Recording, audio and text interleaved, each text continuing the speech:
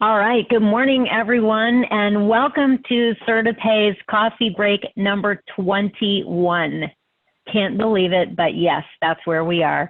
I hope you all have a delicious coffee. I have my usual, actually, it's not my usual. I have a pour over today, but this is with Temple's Dharma blend, and we made it as a pour over. It's really delicious. I hope you guys all have a coffee. Cindy, what do you have? Same as always, dark roast, double shot. All right. Claire, how about you? I already had my cappuccino, which is really my café con leche, and I'm on overload. So my husband makes it for me in the morning. I've had to reduce that a little bit. Otherwise, I'll be climbing the walls with Cuban coffee. I love it. So I am your host, Rachel Camella, today, and I'm also going to double as the moderator with Cindy Merkel from our HR team. And today we're so excited to have Claire Vasquez-Peace from our team on board to talk about the OSHA new rules and work comp compliance issues now that we're on the other side of COVID, or in the middle of COVID, really. And Claire is a certified OSHA expert, and she is one of the highest, most knowledgeable OSHA and work comp people we have on our team. So we are super excited to have her presenting this morning. So without further ado, Claire, I'm going to pass the controls to you. Okay. And yeah, so everybody welcome Claire.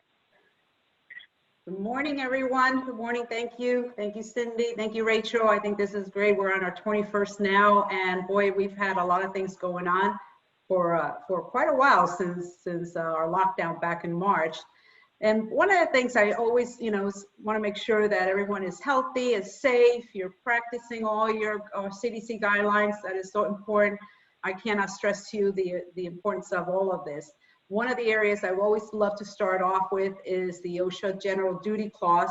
That is an important area that, you said you transferred over to me, right?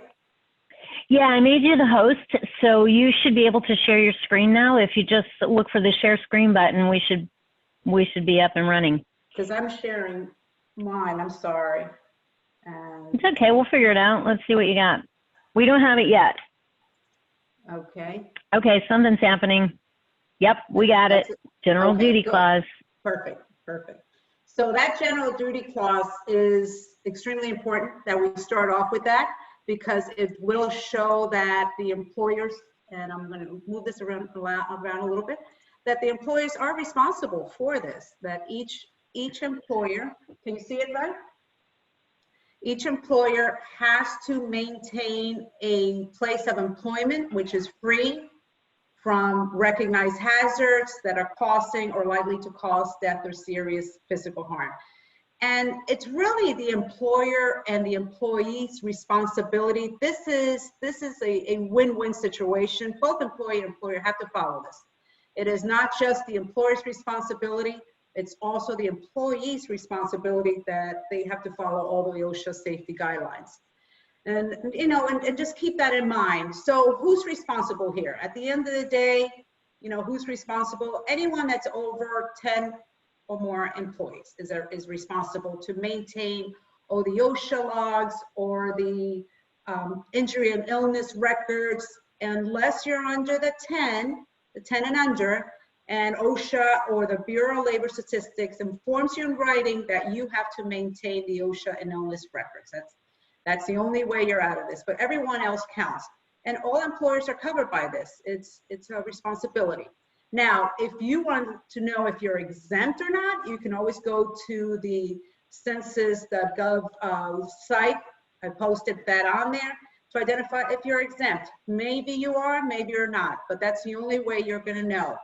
But now who's responsible again, and who counts in this? Every employee counts. I always hear, well, the seasonals are not, especially with the club industry, or temporaries are not. Well, everyone is responsible. Those that have full-time, part-time, seasonal, temporary employees that are classified anywhere in there, whether exempt or non-exempt, they're all counted as this. And one of the areas I really wanted to touch on this is the temporary workers, because if you're working with a temporary agency, a staffing agency, You and the staffing agency have a joint responsibility for maintaining a safe workplace. Just because they're coming from a temporary agency doesn't exclude you from any of the safety hazards. Now, if I have, I always advise, if you're working with a temporary agency, make sure that they sit down with you, virtually or not, however you choose, and have them go over that job description and the physical requirements of the job. Remember, the physical requirements of that job is to stating, hey, this employee has to be standing for 8 hours, or this employee has to be on a roof, or they have to work in outdoors, especially in the clubs, that they know exactly what the physical requirements of that job, because if they bring you the wrong person, let's say, and they have an injury, well, you still have to log that in the OSHA log. And God forbid it becomes a fatality, which I have seen, then you will have a violation, may even be shut down. And on top of that, your workers' comp will go off the roof. Even though it's a temporary employee, you still have that joint responsibility to maintain and ensure that OSHA's training or your hazard communication and your record keeping requirements are fulfilled, because OSHA can hold you both, the host company, you, and the temporary employers responsible for any unsafe work conditions. So, next time you're hiring from a temporary agency, have them sit down with you, have them go over all your safety protocols, have them sign off on what that job description is, and have them ensure that they are going to bring in the right person. And then once you hire that temporary employee or seasonal, we're talking about seasonal and temporaries, make sure that those seasonal and temporary employees follow all your safety guidelines. They go through all the training. Don't leave them out. Ignorance of hazards is not an excuse. So make sure that you as the host employer treat all your temporary and seasonal employees and like any other workers, the same, providing them the safety training and protecting them as well. Because many times, like I said, I see this as an avenue that some of the companies decide, well, I'll just hire a temporary or seasonal and I'm not going to be responsible for the workers' comp or any other liability. Yes, you will be if you are negligent in any of those areas that OSHA specifies.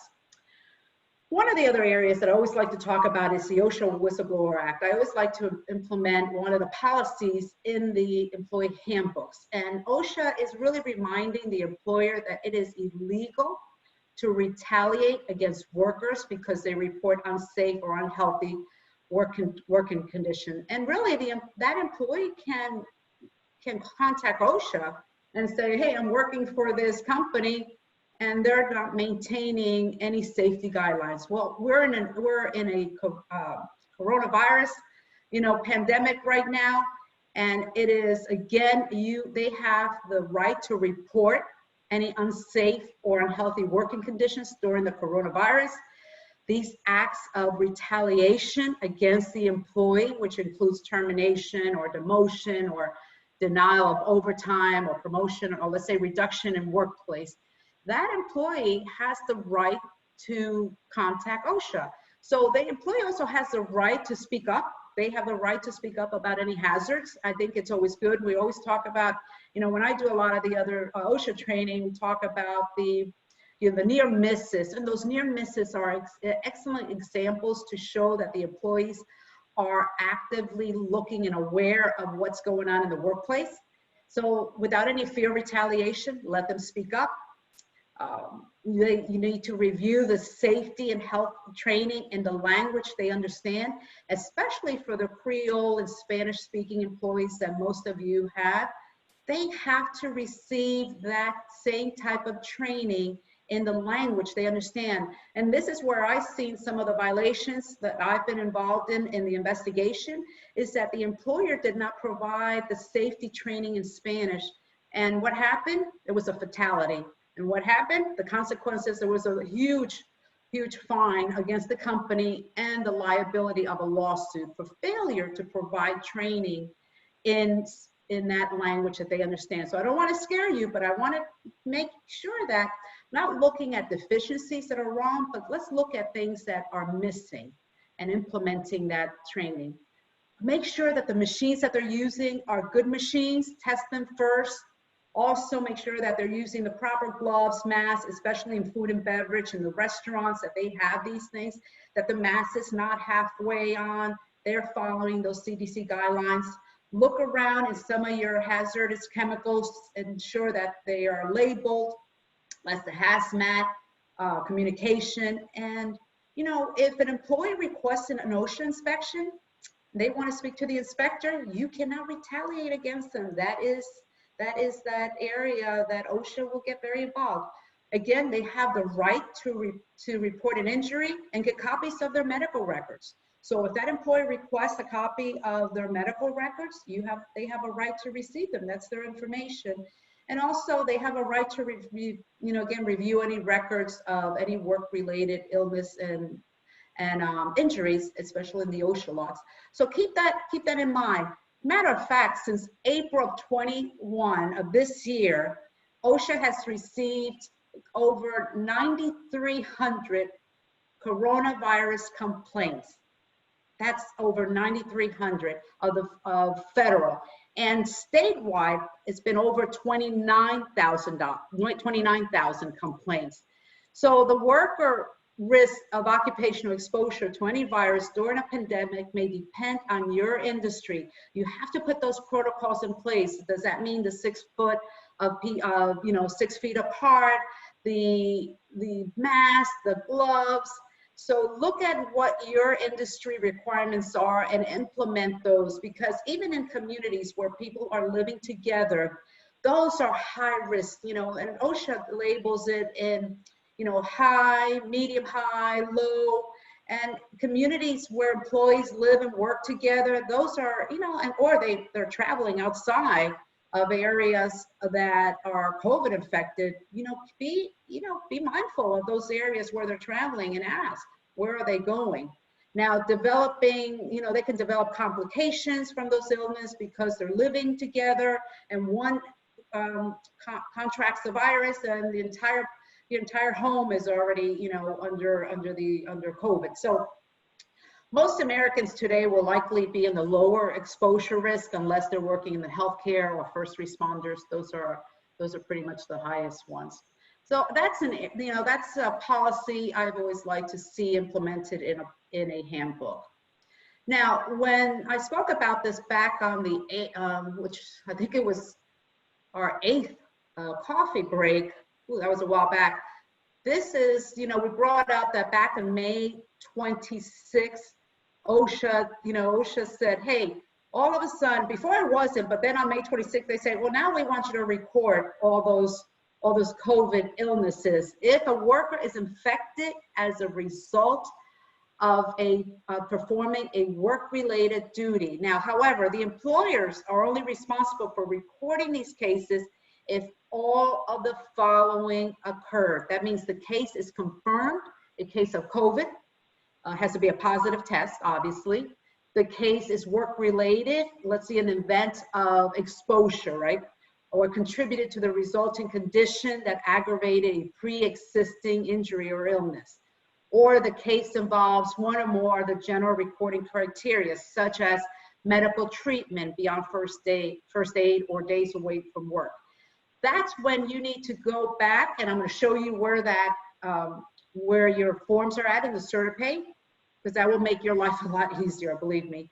Those only if all those 3 cases from the COVID are recordable in your OSHA law.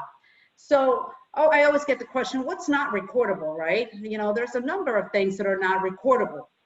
So the general public is not recordable. That obviously that could fall under your general liability.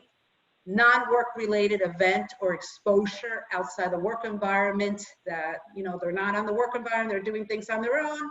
Voluntary participation in a wellness program or in a medical fitness or recreational activity, such as, when they're blood donation, when you have the blood donation, blood donor trucks out there, and, if someone gets hurt, well, that's not recordable because that's a voluntary participation in a wellness program. Preparing food or drink for personal consumption. They may be in the break room and something happens, or that's not recordable.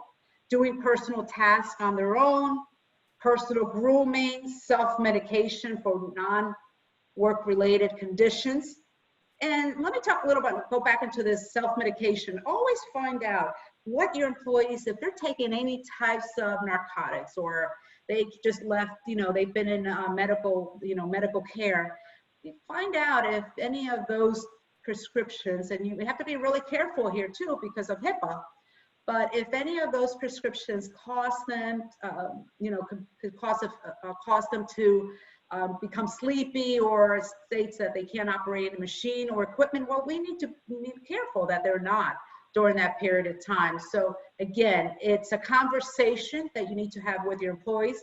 Careful that you don't share it outside of that, of the four walls, and just look at how to reduce that possible injury or illness from occurring because they're just temporarily taking some medication. Mental illness, unless a physician states the employee has a mental illness that is work-related, or motor vehicle accident commuting to or from work, or even in the parking lot. And the common flu is a big one right now. We're going to flu season.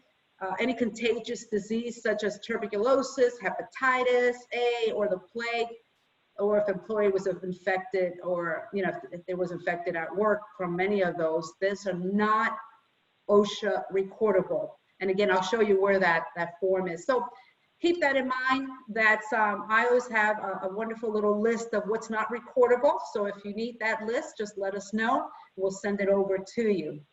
Yeah, you can keep that in there.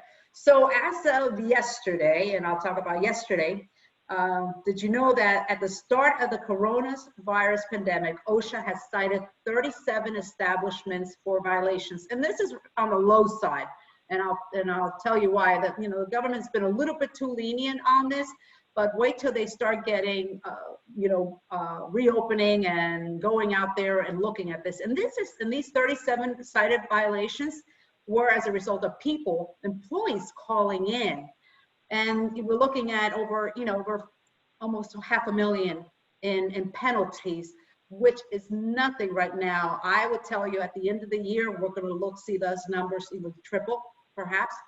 The OSHA inspections have resulted in the agency citing the employers for violations for failure to implement a written respiratory protection program.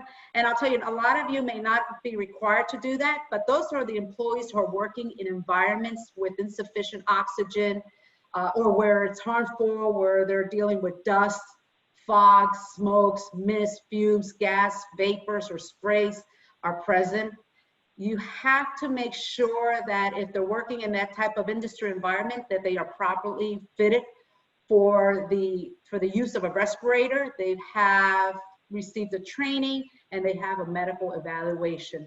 And that's not a lot of you on here, but if you are dealing with those, especially in the construction industry or in healthcare, perhaps sometimes for first responders, they may require to have those respirators on.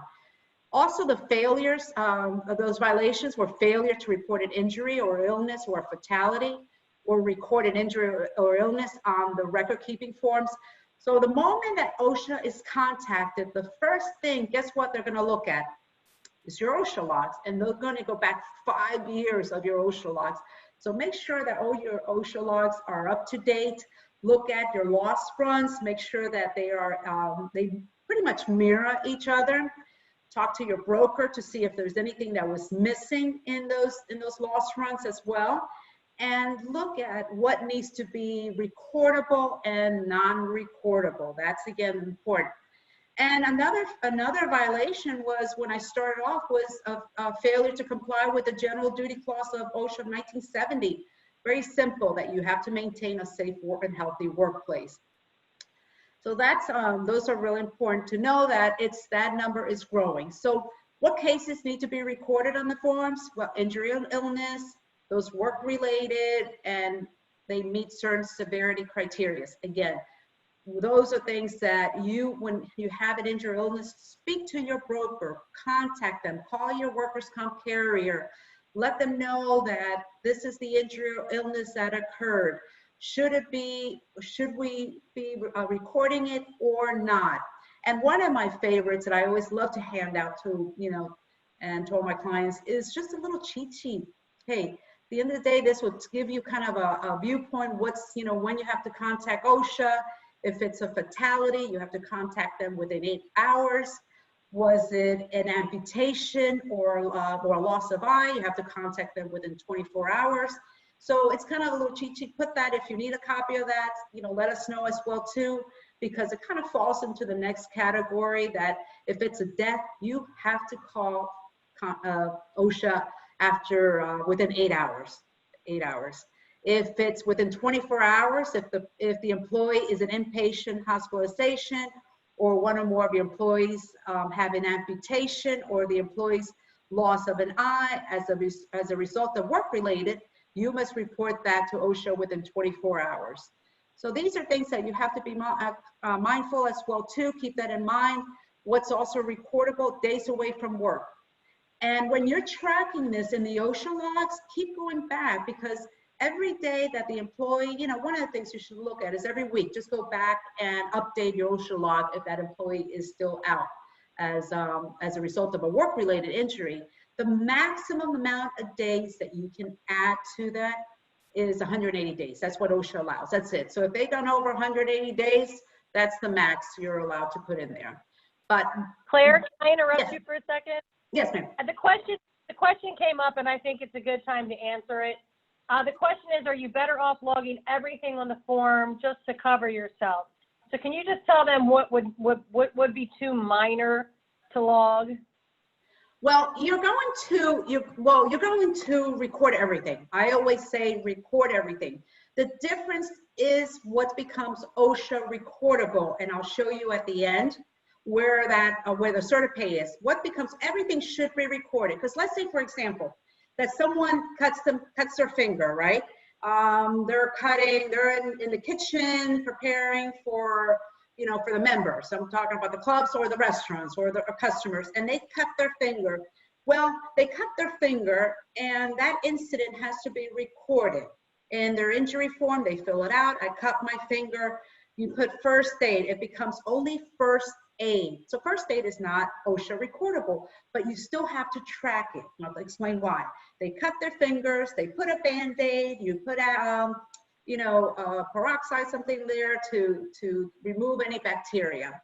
A week later, that employee ends up in the emergency room with an infection because they're diabetic. Well, guess what?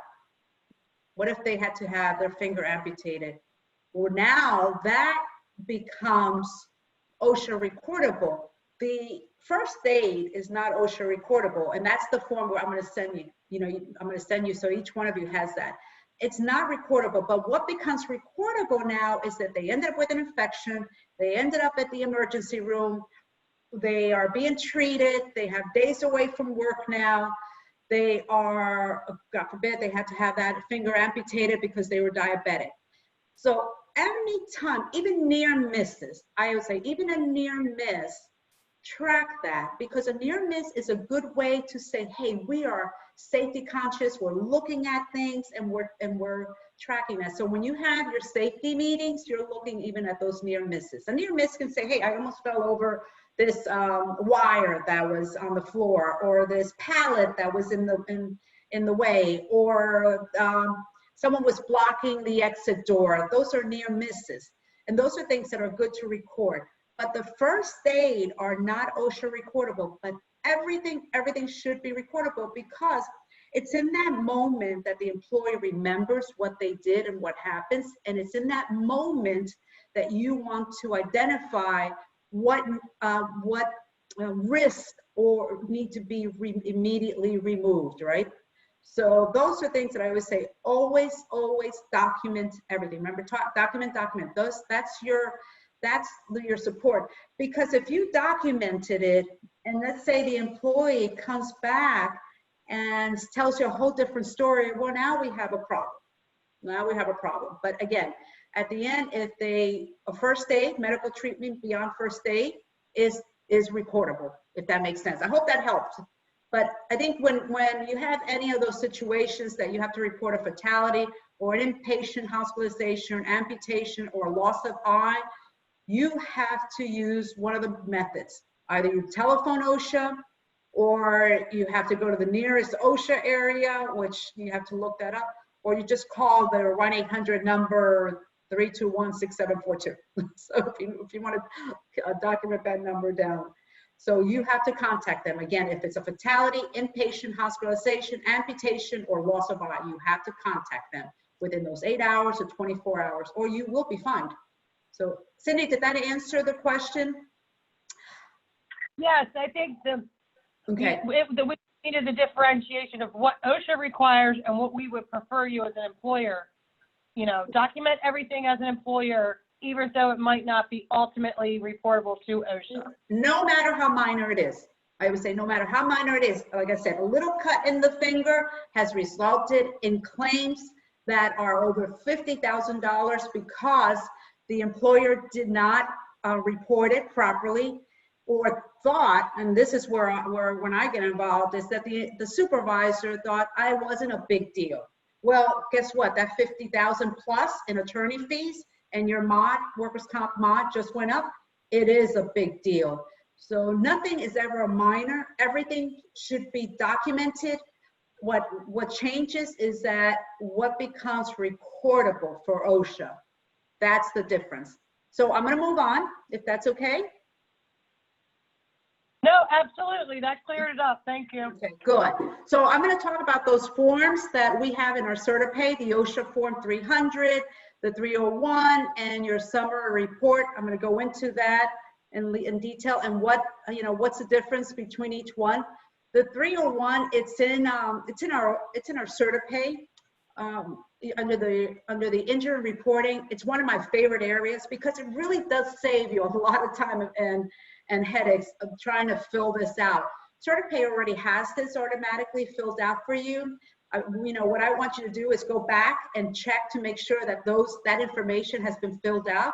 If not, contact your client service team and let them know that it needs to be filled out, because they will fill out, not in this one, at the last one, but which is, I'm going to show you the last one. So this one is the employee, all the information that you're recording from the employee, their name, their date of birth, their date of hire. So what happens, you're capturing all that information. Most important is only answer what the questions require. Don't go into this whole story, because that information that you're capturing in this is going to convert over to the OSHA logs. And that's what, if you have an OSHA inspection, they're going to look at that. Believe it or not, OSHA looks at even in the grammar. So you have to be specific. What happened? What exactly happened? The employee was walking to their desk and slipped and fell. The employee had their left knee was injured. So these are the specific things.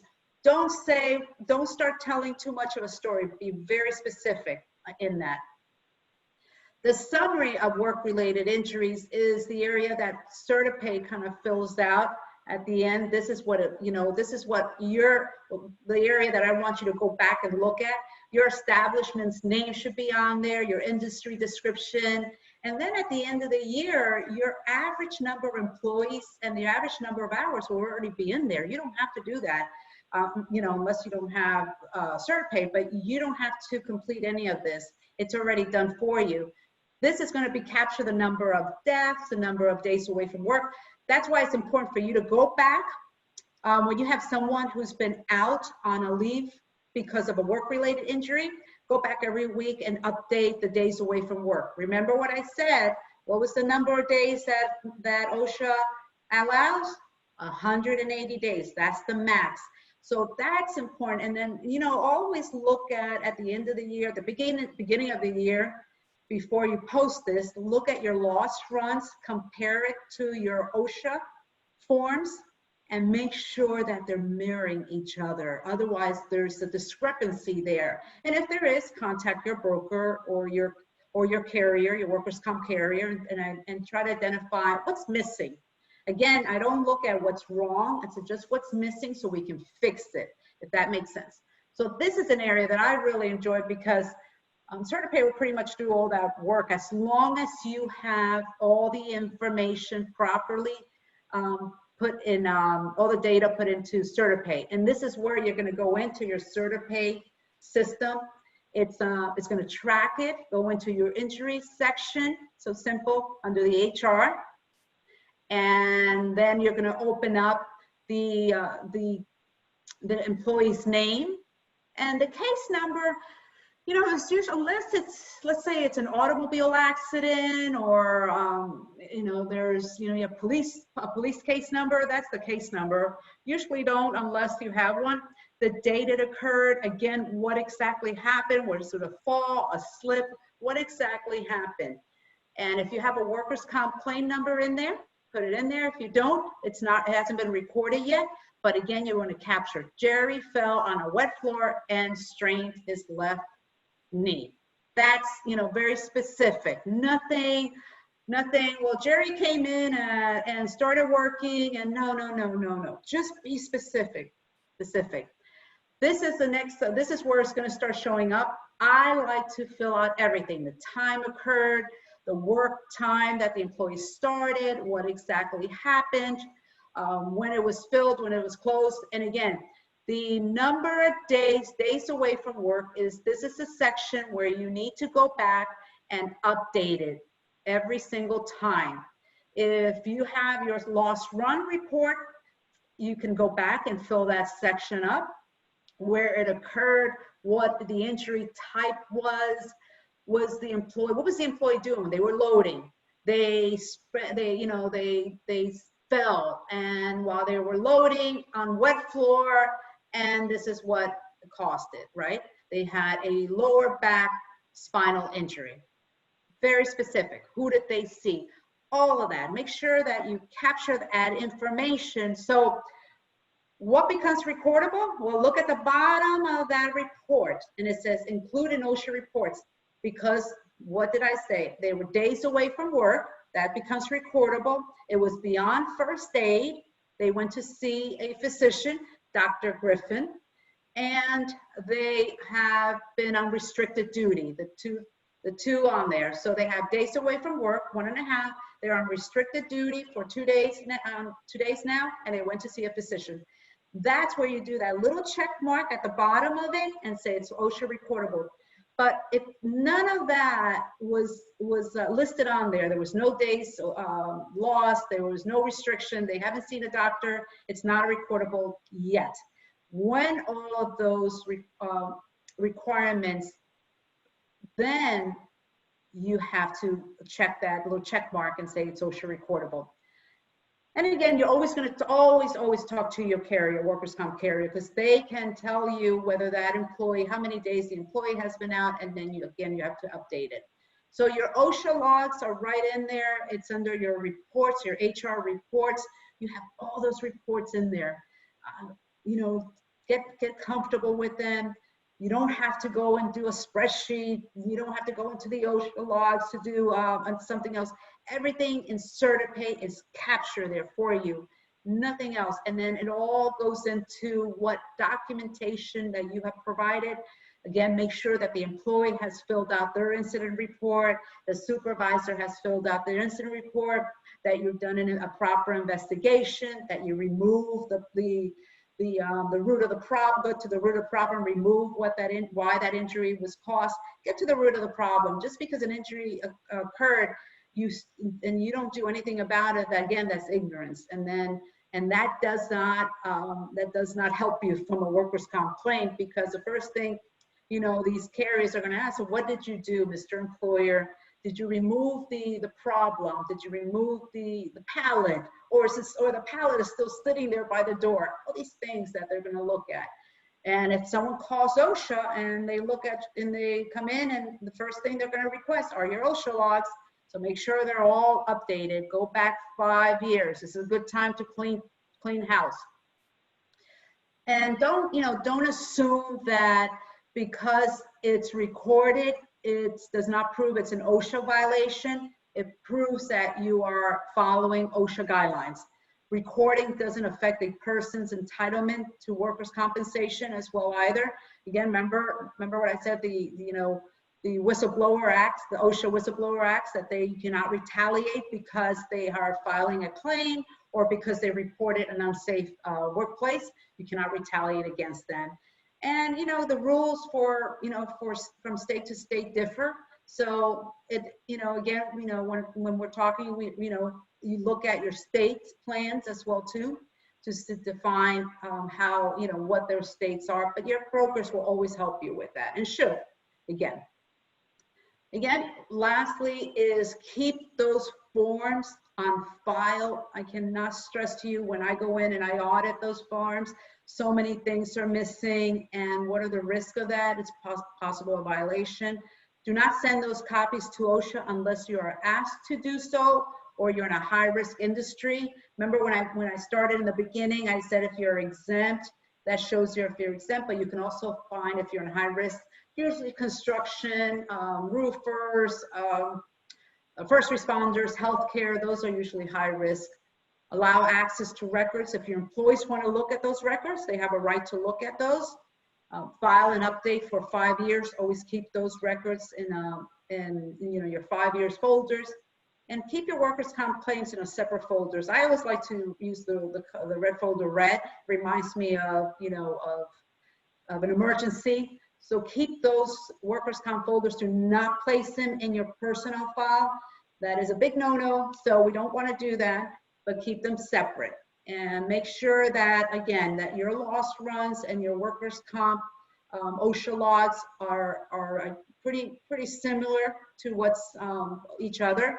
That, you know, therefore, because when OSHA comes in, they're going to look at your loss runs too, and they're going to walk onto your site, and they are going to inspect. And again, they are the agency that can come in without a subpoena. They do not need to give you advance notice. When they walk in, you have to allow them in. Unlike the Department of Labor or anyone else, when OSHA knocks, you better have that door open for them, and they are allowed to walk into your facilities and investigate and look at your OSHA logs. You cannot tell them, well, come back another week. That's not going to happen. You have to be ready and prepared. Always be prepared. Be proactive about what you're doing. Look at what's missing in your files and make sure that you're cleaning it up. We're falling into season, you know, now in South Florida, we're falling into season, especially in the restaurants and the club industry. It's a good time to clean it up before you get too busy. And before I end, just some key points that I wanted to bring out. Whenever you have an injury that's OSHA recordable and has to be completed within 7 calendar days, right? Determine if the incident is work-related or a new case.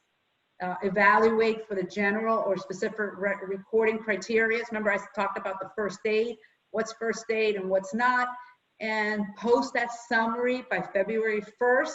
Your general manager or the owner of the company has to sign off. It cannot be anyone but that principal of that company or general manager. It cannot be just anyone or your supervisor or HR. No, because you know that signature on there is stating that the information on that OSHA summary report is true and correct, and we have updated it. You have to post that in a visible area that all employees can see.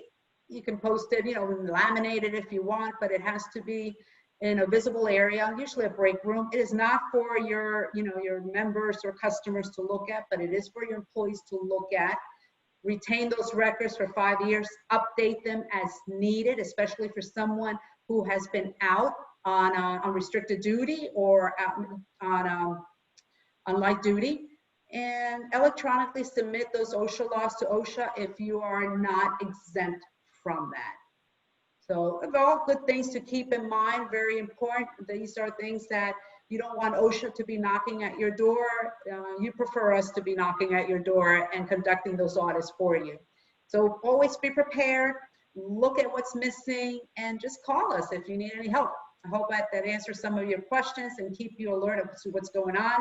Again, we're still in a pandemic state, and just keeping good things in place. Thank you, guys. Okay. Excellent great. stuff. Thanks, Claire. Sorry, Cindy, I wanted to jump in real quick because, Claire, I've had this situation recently. Can you speak to the differences of working at home? So when we've got people working in remote environments or from their homes and whatnot, how does work comp come into play when people are working remotely? Yeah, that's actually an excellent question. We have a lot of the hybrid and remote workers going on right now. And, you know, one of the things we need to ensure that their home is also a safe workplace.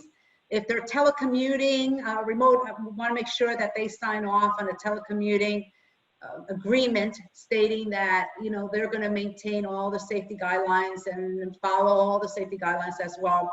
But listen, at the end of the day, if someone does have an injury or an accident while they're working, could it become work-related? Possibly.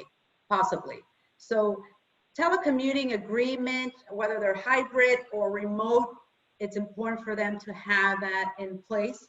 And, you know, what did they say? 78%, the last Gallup report says 78% of the country is working remotely or hybrid. That's a lot. That's a big number. Yeah. And one of the examples I gave when I was helping a client with this is when there's a work comp injury, it has to be connected to the work. So for example, if somebody works at home and they have a home office set up and they have somebody ring the doorbell. And so they get up to go answer the door and they trip over their dog on the way and hurt their back. That is not connected to the work. Yeah, they were working at home in their home office, but it wasn't an injury that was directly connected to the work. So not a work comp injury.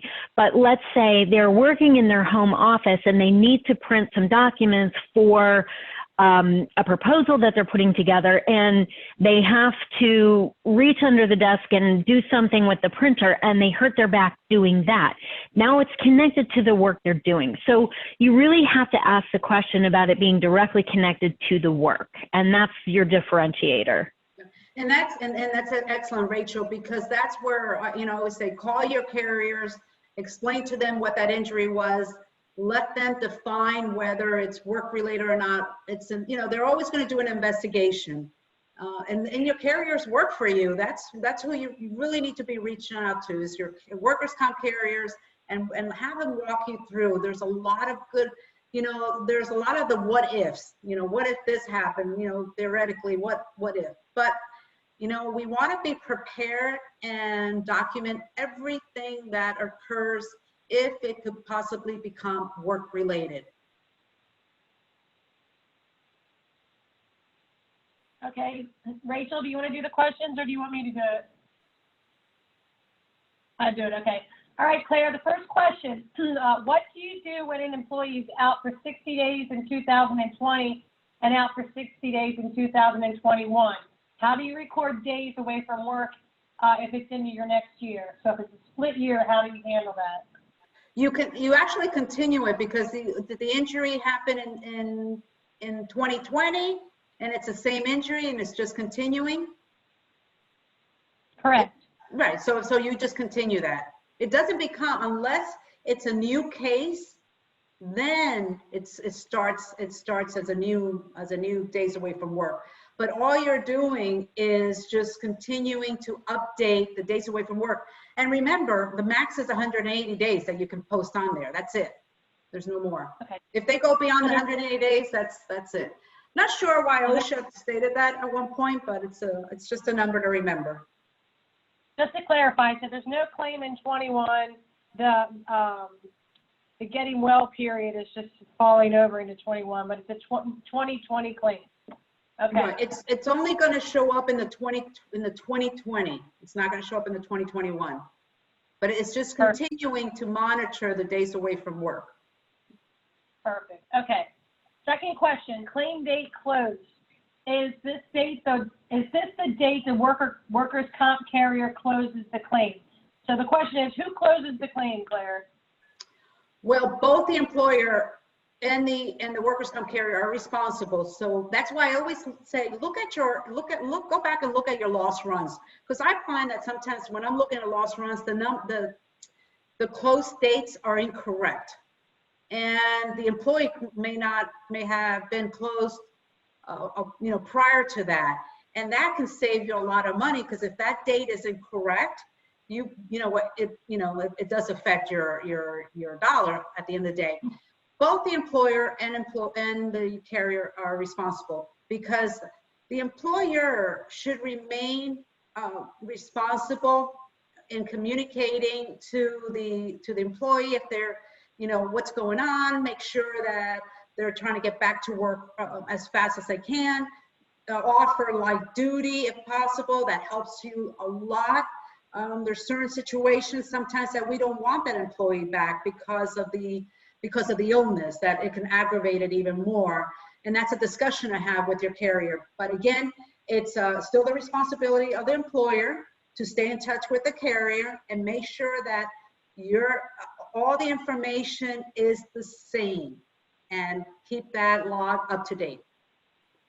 To take this thought process a step further, let's suppose I'm still in therapy. So are you saying that I could still be going to therapy for the next X weeks, but the carrier closed it?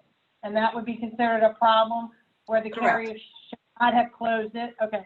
Yeah, and they probably will have to reopen it, because let's say they closed the case, right? They closed that claim, not a case. Well, they closed that claim. It's always a claim. They closed that claim 2 weeks, a month ago, and that employee today starts complaining again about their back. Oh, my back's still not feeling well. I want to go back. Well, you have to call your carrier and say, hey, this employee X is still complaining. That carrier has to go back in, assign him to another therapist or physician for him to look at, and they're going to have to reopen that claim if they continue therapy. But that's a communication that you must have with the carrier. Let them know what's going on. Just because the case is closed doesn't mean it's closed forever. It's just happened to be closed, but it can always be reopened. Now, if it's a new injury, it's a new case. Okay. Just for my own edification, what if the employee, how much communication should I be having with my employee? How you feeling? Because to me, that would just beg them to continue to prolong their issue, I guess. Do you know what I'm saying? How much? Yeah, and that's actually, I'm sorry, Cindy. How much interference should the employee or communication should our employers be having with the employee? Are we to redirect them to the carrier or to their doctors? Don't call me if you're still in pain. Call them, kind of thing. Well, it works two ways, and that's an excellent question. It's not an interference. First thing is the employer's responsibility to make sure that the employee is doing well. You should be in contact with them, whether it's weekly or daily, however it is. If it's someone who's been out, you want to call them and express your sincere goodwill for them, and make sure that you are concerned for their health, and that you can't wait to get them back. Because what you're trying to do is create a wonderful environment that they want to come back to. Employees want to work in an environment that people care for them. They don't, if you become silent, that is that missing in action, as I call it.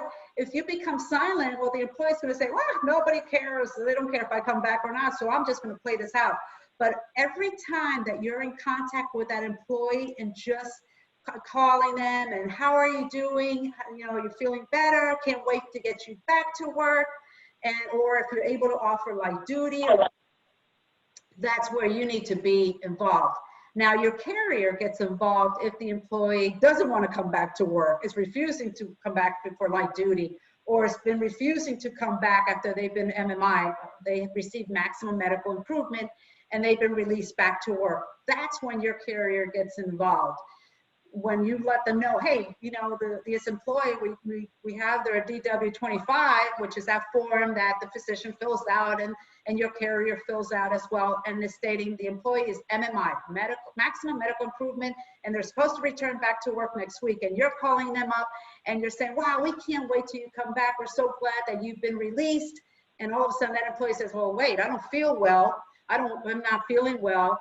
And you as an employer need to start finding, well, what is it that you're not feeling well? You need to start you have to put on your workers' comp hat on, kind of remove that other hat off, put your workers' comp hat on, and start asking questions. Well, what is it that you're not feeling? Start documenting, then contact your carrier and say, hey, this is the information that I received for the employee.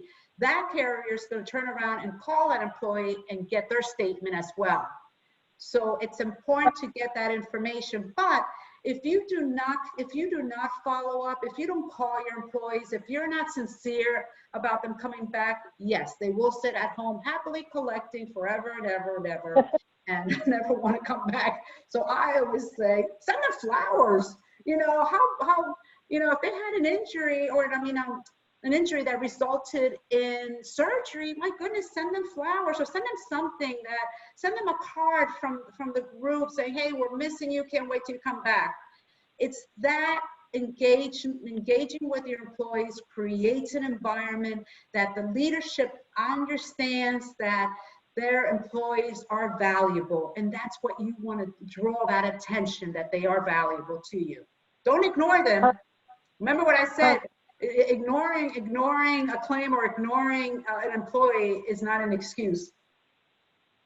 Okay, I just wanted to make sure to clarify that, because I know a lot of employers are sometimes apprehensive to ask questions that they feel like they might be overstepping, but thank you for the clarification. Contrary to that, a workers' comp claim is public information now. Remember that. Now it becomes public. It's not like a personal thing that falls under HIPAA. Workers' comp claim becomes public knowledge. Actually, Claire, that was one of the questions that came up in the chat box. Is there a risk of asking all those specific questions due to HIPAA? So the answer to that is no. Okay, I have another question for you, Claire. It says, regarding the days away from work, you have to post a log for the prior year and days away from work in the workplace. The days away from work aren't correct for the claim. The following year posting the log in the workplace won't reflect the prior year claims. Colleen, I'm not quite sure I understand. If you want to unmute yourself real quick and maybe ask Claire yourself, since I'm not understanding. Or did you understand that, Claire? Threw me off a little bit. Colleen, do you want to unmute yourself and talk? Okay, can you hear me? Yep, go ahead. Okay, all right, this happened to me. So a claim takes place in 2000, and the employee misses 60 days. Then in 2001, they missed the 60 days. My log is already posted for 2000 in the workplace saying, this is how many days were lost from work, and this is how many claims I had. So the following year, when I go to post that information and that other claim's still open, I'm not reflecting those additional days away from work or that claim because it happened in the year before, but in actuality, they lost 120 days, not 60 days. Correct. Does that make more sense? Yes, so you're capturing only that 1 year, Colleen. You're capturing that 1 year. You can always update your summary. That's why it's important. I'll put you on mute. You can always update that summary because what happens is that you're only capturing that year, let's 2020, 60 days. And then in February, you're going to post only for 2020, then 2021. So all you're capturing is that information. OSHA, what your loss runs are capturing is the number of days that person has been out. Does that make sense? So you're only capturing the 60 days for 1 year. You're not adding that person for 2021 because it wasn't a claim that happened in 2021.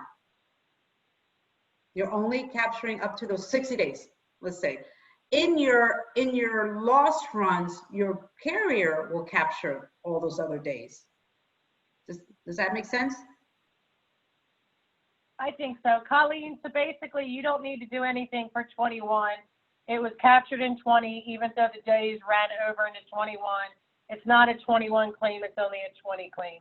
She wrote, And- thanks, I got it there. So she's Yeah, good. and then here's real quick. Let's say you posted something in, already February 1st, and you realize that then all of a sudden you receive something in, because remember, some of these lost runs or these claims take long to close, and all of a sudden you looked at your February 15, you received notice that there were additional lost days in 2020. You can always go back to that summary and update it, and just update it with the new